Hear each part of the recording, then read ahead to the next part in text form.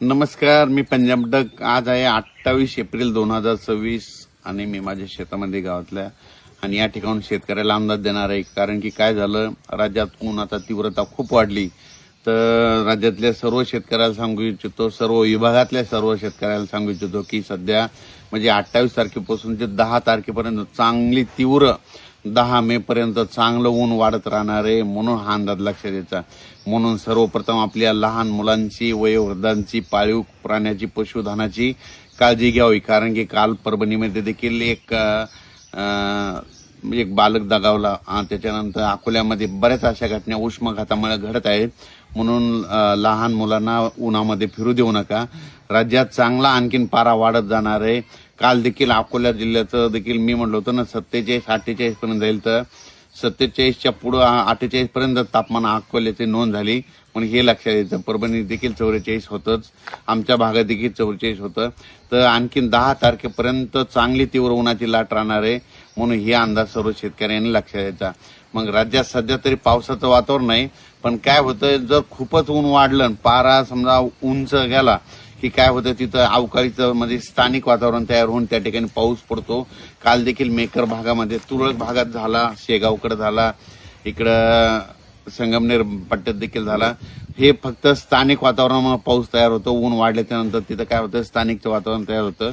म्हणून हे सर्वप्रथम शेतकऱ्यांना लक्षात घ्यायचं. पण राज्यात मात्र आता मात्र चांगलं तीव्र उन्हाची लाट राहणार आहे. म्हणून हा अंदाज लक्षात घ्यायचा. वातावरणामध्ये थोडं ढगाळ वातावरण राहील.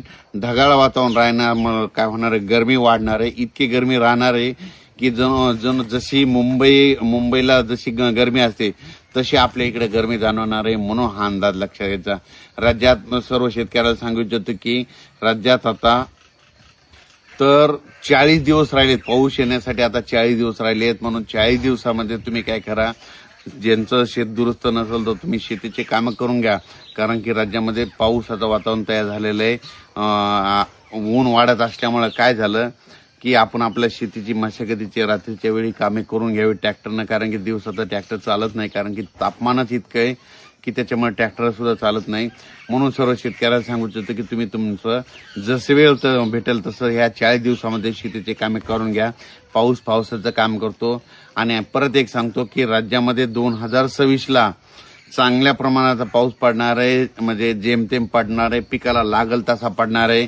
यावर्षी तुम्हाला एक सांगू इच्छितो, म्हणजे जे खरीप आहे, म्हणजे खरीप चांगलं कशामुळे येणार आहे, पाऊस पिकाला लागल तसा पडणार आहे, त्याच्यामुळे खरीप चांगले येणार आहे. आणि सप्टेंबर ऑक्टोबरमध्ये परतीचा पाऊस जास्त पडणार आहे, त्याच्यामुळं रब्बी चांगली येणार आहे. म्हणजे यावर्षी दोन्ही पिकं चांगले येणार. म्हणून शेतकऱ्यासाठी सर्वप्रथम आनंदाची बातमी. बरेच माध्यमातून म्हणतात की दुष्काळ पडणार आहे, काही गवतच उगवणार नाही, तसं काही होणार नाही. म्हणून हे देखील सर्व शेतकऱ्यांना लक्षात घ्यायचं. हे देखील सर्व शेतकऱ्यांना लक्षात घेऊन आपण आपल्या शेतीचे कामे करायची, शेतीची तयारी, मशागतीचे कामे करून घ्या. पावसाचं काम करतो. आणि तुम्हाला एक सांगू इच्छितो की काय झालं की बरेच माध्यमातून असे येईल की यावर्षी एल निनो उद्भवला. तुम्हाला सांगतो, एल निनो असो या ला निनो असो, तुम्हाला याचा अर्थ काही समज येत नाही. जर खरंच बघायचं झालं तर तुम्ही काय करा, आता मग हे एल निनो काय म्हणतात की एल निनो उद्भवला म्हणून यावर्षी दुष्काळ पडणार आहे. तुम्हाला एक सांगू इच्छितो की आज दक्षिण अमेरिकेमध्ये एक लिमा देश आहे, क्यूट आहे, तिथलं आत्ताचं तापमान बघा. म्हणजे आत्ताचं ह्या टायमाला तिथं जवळपास काही ठिकाणी 18 अंश थंडी आहे, ते काही ठिकाणी 3 अंश आहे. म्हणजे तिकडं थंडी आहे आणि आपल्या इकडे ऊन आहे. आणि कसं असतं की तिथं जर थंडी असल्यामुळे तिथलं समुद्राचं पाणी थंड असल्यामुळे काय होतं की त्यावर्षी लानिना असं उद्भवत आहे. आणि जिथं पाणी गरम होतं त्यावेळेस एल निनो असतं. तर तुम्हाला सांगतो त्याचा काही संबंध नाही. तुम्हाला सांगतो, भारतीय हवामान प्रणालीमध्ये आपल्या भारताच्या बाजूला जे समुद्र, हिंद महासागर आहे, तिथं तापमान कसं असतं त्याच्यावर अवलंबून असतं. तर सर्व शेतकऱ्याला सर्वप्रथम आनंदाची बातमी. आतापर्यंत दरवर्षी मान्सून अंदमान बेटावर कधी येत होतं तुम्हाला सांगतो, तुम्हाला कोणता तज्ज्ञ सांगणार नाही.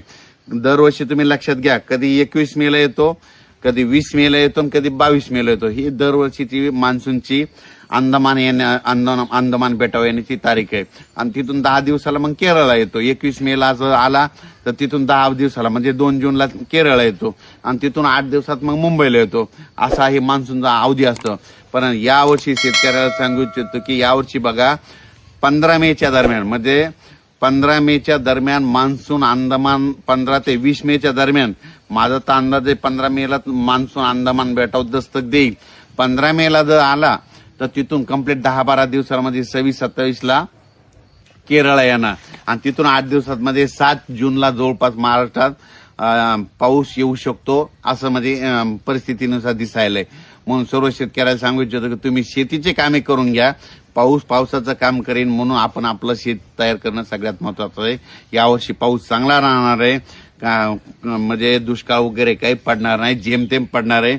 परतीचा पाऊस सगळ्याला चांगला पडणार आहे. परतीचा पावसावर शेतकऱ्याचं रब्बीचं पीक चांगलं येणार आहे. म्हणून हे देखील सर्व शेतकऱ्यांनी लक्षात घ्यायचं.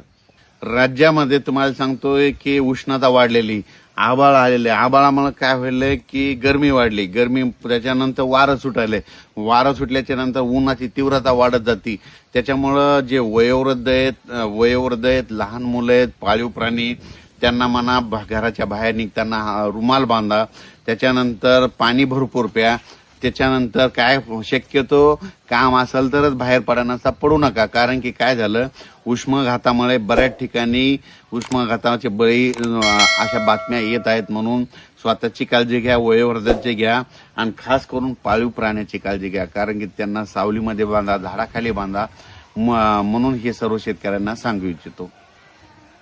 परत एकदा शेतकऱ्याला सांगतो की या वर्षी म्हणजे 13 मे ते 17 मेच्या दरम्यान 13 मे ते 17 मेच्या दरम्यान मान्सून अंदमान बेटावर येणार आहे.